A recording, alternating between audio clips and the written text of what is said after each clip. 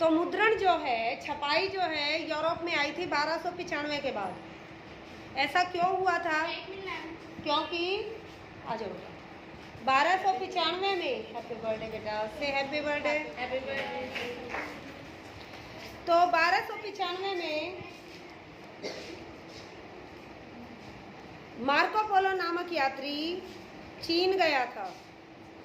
उससे पहले गया हुआ था और 1295 में वो यूरोप में, इटली में अपना वापस आया गया था घूम फिर के।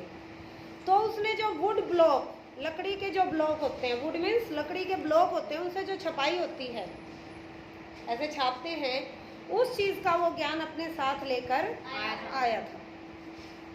इसी कारण अब इटली में भी वुड ब्लॉक के द्वारा किताबों की छपाई होने लगी। आ गया। नेक्स्ट है मार्टिन लूथर। मार्टिन लूथर एक बहुत ही बड़े आदमी हैं। पहले जो यूरोप में या कहीं भी धर्म का बहुत प्रभाव होता था, सारे समाज पर धर्म का बहुत प्रभाव होता था। यहाँ भी आप फिल्मों में भी देखते होंगे कि ब्राह्मण वगैरह का इतना प्रभाव होता था। ब्राह्मणों ने जो कह दिया भाई तेरा तो पूरा अगला जन्म खराब है, ये है, वो ऐसा हो जाएगा, ऐसा हो जाएगा, तो लोग डर जाते थे और जो कहते वही कर देते। जो धर्म में बात कह दी गई उसके खिलाफ कोई भी नहीं जा सकता। ये फिल्म किसने देखी है? ये गलियां ये चौबारा यहाँ नाना दोबारा, जिसमें गाना देखी है किसी ने? तूने देखी है? ये फिल्म भी हमारी मतलब एक, ये जो धर्म का जो प्रभुत्व है उसके उस पर है कि मतलब लड़की, उसके घर की लड़की होती है, वो इतने मतलब खुश रहती है, इतने बड़े घर की लड़की होती है और उसकी शादी कर देते हैं और वो उसके नेक्स्ट डे ही उसका पति मर जाता है और उस लड़की के साथ फिर इतना बुरा बर्ताव होता है कि एक कमरे में रहना, नंगे पैर रहना, खाना भी अपने आप बनाना और एक सूखी रोटी और एक सब्जी खाना, और इतना बड़े घर की वो बेटी होती है। तो मतलब उसमें उसका क्या फॉल्ट था? कोई इसका फॉल्ट तो नहीं था। तो ये धर्म के ऊपर बातें हैं। फिर आखिर में जब वो कोई आदमी मतलब ऋषि कपूर होता है, वो उसे शादी करना चाहता है, तो ये कहते हैं कि ये धर्म के खिलाफ है, तुम ऐसे शादी नहीं कर सकते। भाई दिक्कत क्या है? तो मतलब उनको फिर ना जलाने हो जाते हैं कि जला दो इनको जिंदा। मतलब ये है कि धर्म के खिलाफ जो भी बोलता था उसकी जान तक ले ली जाती थी। कोई सोच भी नहीं सकता था कि तुम धर्म के खिलाफ बोलोगे। तो मार्टिन लूथर था, उसने यूरोप में धर्म सुधार आंदोलन चलाया था कि जो धर्म में बुराइयां आ गई थी। 11वीं में आएगा इनाम फिर से, मार्टिन लूथर। ठीक है। तो मार्टिन लूथर जो था उसने धर्म सुधार आंदोलन चलाया था यूरोप में। तो इसमें वही नाम है कि जो मार्टिन लूथर था वह मुद्रण के पक्ष में था, उसे मुद्रण अच्छा लगता था और उसने इसकी खुलेआम प्रशंसा की। क्योंकि क्या कहते थे, मुद्रण को भी वो धर्म के खिलाफ बताने लगे थे शुरू में कि नहीं धर्म के खिलाफ है, ब्राह्मण ही लिखते हैं, ब्राह्मण ही करते हैं, ऐसे तो पता नहीं क्या क्या छपने लग जाएगा, ये है वो। पर मार्टिन लूथर ने उसकी खुलेआम प्रशंसा की। मार्टिन लूथर जर्मनी का धर्म सुधारक था।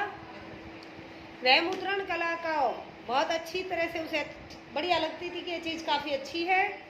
वह चाहता था कि जो भी चीज़ लिखी जाए वो ज़्यादा से ज़्यादा लोगों के बीच में पहुंच जाए, ताकि ज़्यादा से ज़्यादा लोग जो सही ज्ञान है वो प्राप्त कर पाएँ और जो कुरीतियाँ हैं, कुरीतियाँ मीन्स गलत रीतियाँ हैं, बुराइयाँ हैं, उनसे दूर हो सके और उन्हें जान सके। ठीक है। उसने कुरीतियों की आलोचना करते हुए, कुरीतियाँ बुरी गलत जो रीतियाँ होती हैं उनकी आलोचना करते हुए उसने 95 चीज़ें लिखी थी। 95 चीज़ें लिखी थी। तो वो ये चाहता था कि अगर अब मैं हाथ से लिख के ही देने लगा तो वो कितने लिख दूंगा, वो 2 4 10 आदमियों के पास चली जाएगी। पर अगर छपाई होने लग जाए तो ये ज़्यादा से ज़्यादा लोगों के बीच में जाए। उसने उसकी एक छपी हुई प्रति गिरजाघर के दरवाजे पर टांग दी। गिरजाघर के दरवाजे पर टांग दी और जो भी चर्च में थे पादरी वगैरह उनको कहा कि तुम मेरे से शास्त्रार्थ करो, मतलब तुम इस चीज़ की अच्छाइयाँ बताओ, बुराइयाँ बताओ और मैं इस चीज़ को मतलब गलत बताऊँगा और तुम इस चीज़ को ठीक बताओ। शास्त्रार्थ तो यही होता है कि तुम उस चीज़ को अपने तर्कों के माध्यम से ठीक बताओ और मैं गलत बताऊँगा और फिर जो जीतेगा उसकी बात माननी चाहिए। तो उसने चर्च के पादरियों को कहा कि आओ मुझसे शास्त्रार्थ करो या वाद विवाद करो।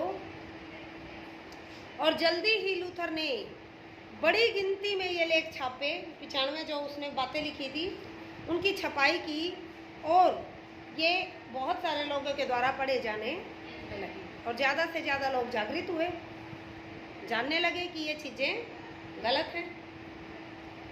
परिणाम स्वरूप क्या हुआ था, चर्च दो भागों में बट गया था, एक पुरानी जो रूढ़ियों पे चलती थी और एक जो जिन्होंने नई बातों को स्वीकार कर लिया था। ठीक है, तो इसके लिए कहा था लूथर ने कि जो मुद्रण है न्यू टेस्टामेंट के लूथर के अनुवाद की 5000 प्रतियां बिक गई थी कुछ ही सप्ताह में, और 3 महीने के अंदर वो दोबारा से लिखनी पड़ती थी एक किताब। और इसीलिए लूथर ने कहा था कि मुद्रण इतिहास की सबसे बड़ी देन है, सबसे बड़ा तोहफा है।